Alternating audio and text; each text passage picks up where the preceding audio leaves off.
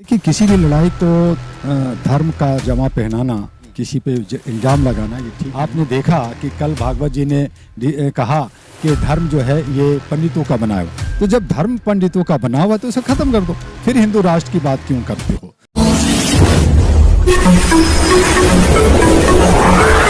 मैं एम नफीस रशीद, आप देख रहे हैं भारत न्यूज़ 247।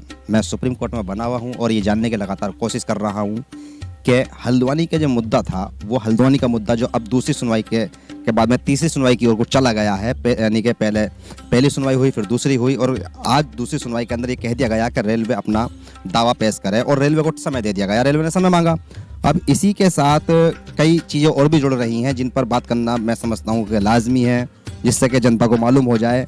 दुआ साहब, थोड़ा जानना चाह रहा हूँ, आज दूसरी सुनवाई हुई सुप्रीम कोर्ट के अंदर और सुप्रीम कोर्ट ने मानवता के आधार पर पहले भी बात कही और यही आज भी कहा और आज तो रेलवे को थोड़ी सी झाड़ लगाते हुए कह दिया कि तुम अपना दावा पेश करो और अगर दावा पेश नहीं कर पाए हैं तो रेलवे बड़ा झूठा साबित हो जाएगा और मानवता के आधार पर ये सारी लड़ाई लड़ी गई है और आप मानव अधिकार एक तरह से मानव अधिकार से जुड़े हुए रहे हैं और हमेशा हमेशा आपने आवाज़ उठाई है। सर, जानना चाह रहा हूँ कि आज की ये लड़ाई आपको किस नज़रिए से दिख रही है। देखिए, मैं आपके चैनल के माध्यम से कहना चाहूँगा कि कोर्ट में जब मैटर होता है तो कोर्ट की डिसीजन को सुनना ज़रूरी होता है, चूँकि कंडेम्ड ऑफ द कोर्ट होता है। लेकिन जो हमारे न्यायविद लोग हैं वो समझ रहे हैं कि हमें क्या करना चाहिए, लेकिन कई बार प्रेशर होता है, पॉलिटिकल प्रेशर भी होता है और हम लोगों ने कई बार मीटिंग्स किए। मैं 123 कोर्ट का इंचार्ज रहा हूँ, नालसा और स्टेट लीगल से जुड़ा हुआ, तो सभी जजों से, वकीलों से मेरी अच्छा राब्ता रहा है और हमेशा कोशिश किया है कि आप जो है इंसानियत पे, मानवता पे आप काम करें, किसी प्रेशर में ना करें, चूँकि कोर्ट जो है, न्यायालय जो है वो इंडिपेंडेंट है। तो इस पे अच्छा रिजल्ट आएगा। इस पे बहुत सारी इन हाउस और हम लोग का जो कोर्ट के अंदर जो रूम में बात होती है, तो कई बार लोगों को पता नहीं चलता, उनको लगता है कि कोर्ट जो है गलत रास्ते पे जा रही है।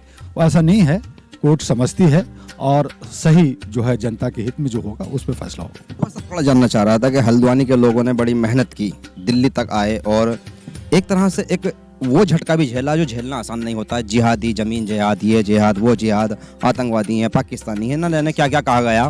मैं इस पर थोड़ा जानना चाह रहा था इस पर आज आप लोग इसको किस नज़रिए से लेते हैं। देखिए, किसी भी लड़ाई को धर्म का जमा पहनाना, किसी पे इल्ज़ाम लगाना ये ठीक नहीं है, क्योंकि हमारे पांचों उंगलियां बराबर नहीं होते, सब अलग अलग होते, सबका अलग अलग काम है।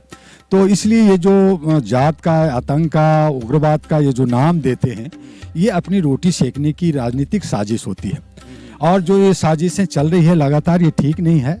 आपने देखा कि कल भागवत जी ने कहा कि धर्म जो है ये पंडितों का बना हुआ। तो जब धर्म पंडितों का बना हुआ तो उसे ख़त्म कर दो, फिर हिंदू राष्ट्र की बात क्यों करते हो। तो ये बड़ा विरोधाभास है।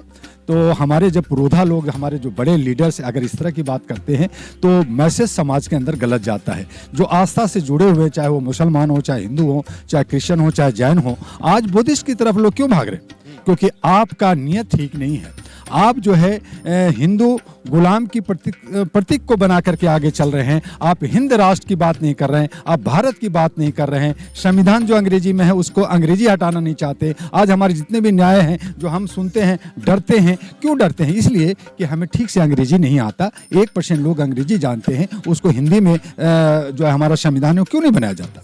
तो इसलिए कोर्ट जो है इंडिपेंडेंट है और इंडिपेंडेंट होना चाहिए। उसी तरह से हमारे जो है इलेक्शन कमीशन भी इंडिपेंडेंट है, लेकिन सरकार जो सत्ता में होती है वो अपने चंगुल में जब अथॉरिटी को रखती है तो वहाँ पे हमारी जो है बेईमानी होता है और जनता आवाज़ उठाती है। हल्द्वानी का जो केस है उसमें हमारे जितने भी साथी जो आवाज़ उठा रहे हैं, जो लगातार दिल्ली का चक्कर लगा रहे हैं, कोर्ट का चक्कर लगा रहे हैं, उनको एक दिन जीत होगी, ये मुझे पूरा उम्मीद है। शुक्रिया बात करने के लिए। तो कुल मिलाकर ये दुआ साहब थे जो कि पूरी तरह से अपनी बात को रखते हुए सुप्रीम कोर्ट की उस जगह से जहाँ से पूरे देश की नज़र रहती है कि भाई आज इंसाफ का तकाजा है और इंसाफ क्या मिलेगा। तो कुल मिलाकर आज हम लोग इस पर बने रहे और पूरी तरह से हमने ये कोशिश की कि हल्द्वानी के लोगों की जो लड़ाई है वो किस यानी कि स्तर तक पहुंच चुकी है और वो कहां तक पहुंच रही है। तो हर आदमी अपने स्तर से हल्द्वानी की लड़ाई को लड़ने की बात कर रहा है और ये जानने की भी लगातार कोशिश कर रहा है कि किस तरह से मानवता के आधार पर, यानी कि जो सुप्रीम कोर्ट ने फैसला दिया था या स्टे दिया था और उसके बाद में यानी कि राहत मिली थी, वो आगे कैसे राहत मिले